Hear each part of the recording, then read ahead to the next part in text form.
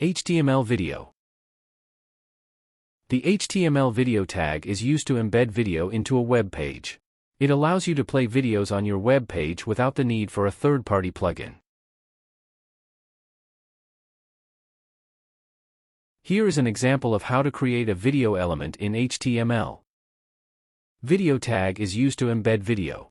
The width and height attributes specify the size of the video element in pixels.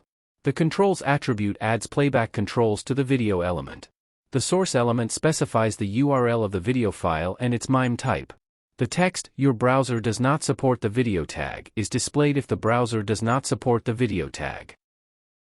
For real-time example, you can visit additional sheet.com website and use Try Playground.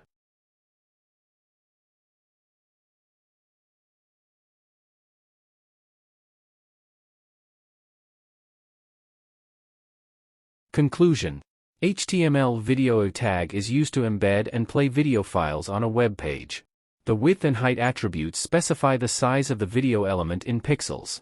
The video file should be in a supported format, e.g., MP4, WEBM. The controls attribute adds playback controls to the video element. Thank you. Please like, share and subscribe.